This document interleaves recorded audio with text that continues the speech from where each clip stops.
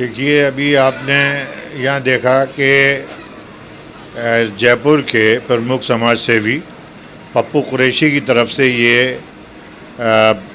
रोज़ा इफ्तार का प्रोग्राम मुनक़िद किया गया, जिसमें आपने देखा कि कितनी भीड़ थी। इससे ही उनकी मकबूलियत का आप अंदाज़ा लगा सकते हैं कि पप्पू कुरैशी की कौम में कितनी बात है। उनके इफ्तार पार्टी में लोग सैलाब की तरह से उमड़े। और जहाँ तक सवाल है, ये रमज़ान का आखिरी अशरा है, इसकी अपनी अहमियत होती है, इसलिए भी इज्तिमाई रोज़ा इफ्तारी पे ज़्यादा ज़ोर दिया जाता है। और वैसे भी इस्लाम में इज्तिमाइयत पर ज़ोर दिया गया है, चाहे वो इज्तिमाई नमाज हो, चाहे वो इज्तिमाई रोज़ा इफ्तार हो, चाहे इज्तिमाई शादियाँ हों, इन पर ज़ोर दिया गया है कि जिसमें आवाम ज़्यादा से ज़्यादा शरीक हों और ज़्यादा से ज़्यादा फ़ायदा उठा सकें। इसमें मैं अशोक गहलोत जी को तो कम कसूरवार मानता हूँ। इसमें हमारी कमज़ोरी, हमारा कोई ऐसा कायद नहीं है जो अपनी बात को अच्छे ढंग से सरकार के सामने पेश कर सके। 2% लोग जो हैं, 2% आबादी वाले लोग जो हैं, वो जो चाहते हैं वो होता है, और हम 16% या 18% हैं, फिर भी हमारी बात नहीं सुनी जाती। इसकी वजह यही है कि हम लोग किसी एक को अपना लीडर नहीं मानते।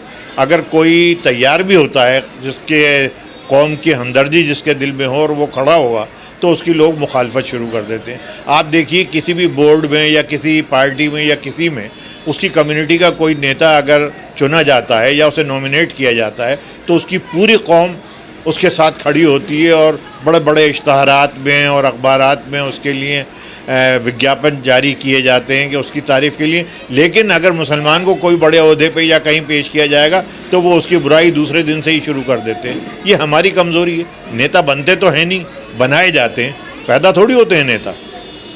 ओवैसी जो राजस्थान में आ रहे हैं, उनकी जो पार्टी है वो क्या कुछ खास कर पाएगी यहाँ?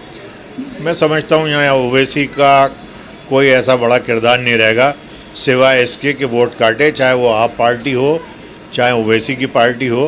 क्योंकि यहाँ तो आपको मालूम है कि नूरा कुश्ती है कि 5 साल भारतीय जनता पार्टी, फिर 5 साल कांग्रेस, 5 साल फिर वो उसके बाद वही आ जाएंगे, बीजेपी आ जाएगी, फिर कांग्रेस आ जाएगी। यहाँ तो ये खेल चलता है और ये सब आपस में मिले हुए हैं पॉलिटिकल। हमें तो अपनी हालत अगर सुधारनी है तो हमें खुद कुछ ना कुछ करना पड़ेगा।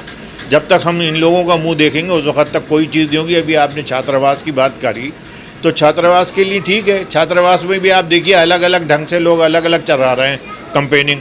कोई कुछ चला रहा है, कोई कुछ कर रहा है। एक बैनर से नहीं चलाते इसे, एक बैनर से इसको चलाएं और सब जाके मिलें और दबाव डालें कि ये ऐसा क्यों हुआ है भाई।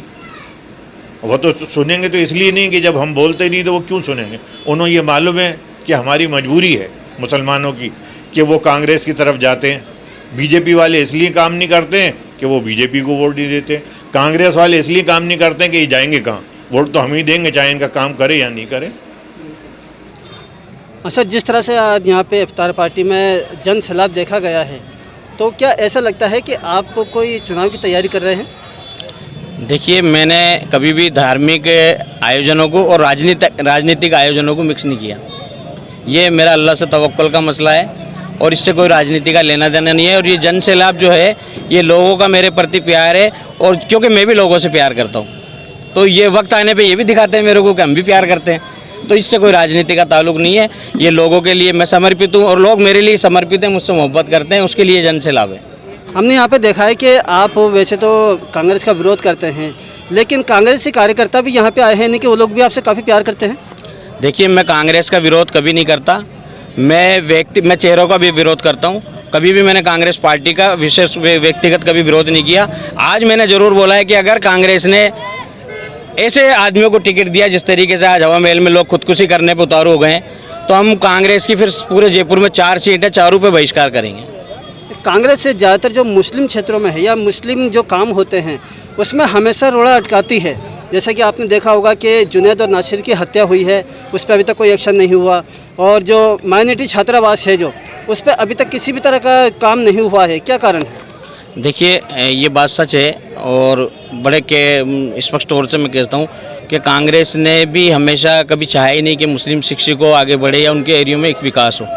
आज एक भट्टा बस्ती देख लीजिए, इतनी अच्छी एक डेवलपमेंट कॉलोनी है। मैं इसका उदाहरण दे रहा हूँ आपको कि 40 से 90 फीट तक के रोड हैं यहाँ, लेकिन ये अतिक्रमण कब्जे करते हैं लोग, और फिर जब हम उनको सही कराने की कोशिश करते हैं तो पूरा संरक्षण रहता है नेताओं का, क्योंकि वो जानते हैं कि ये लोग आपस में लड़ के मरेंगे तो ये आगे अधिकारों की बात ही नहीं करेंगे।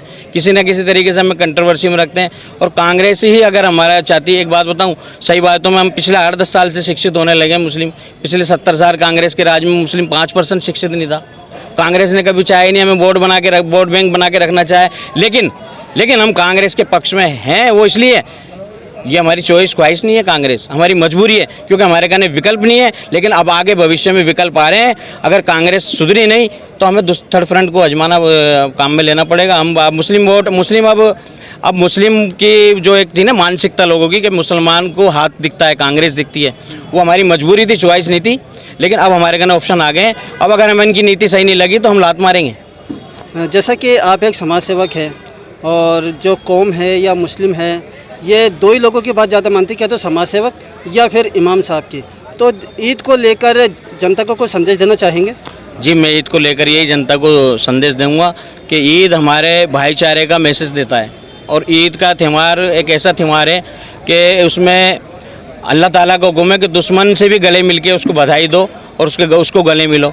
तो मैं मानता हूँ ईद का दिन ऐसा है कि हमें किसी से भी, चाहे कोई भी जाति का हो, धर्म का हो, या देश में कोई भी कुछ भी अराजकता फैला रहा हो, हमें ईद अमन और अमान से भाईचारे का मैसेज दे के मनानी है और एक दूसरे से गले मिल के मनानी है। चाहे वो किसी भी जात का हो, किसी भी धर्म का हो, हमें अपना भाईचारा और संयम बना के रखना है और हमेशा सबसे मिलजुल के रहना है। यही मेरा ईद पे सबके लिए संदेश।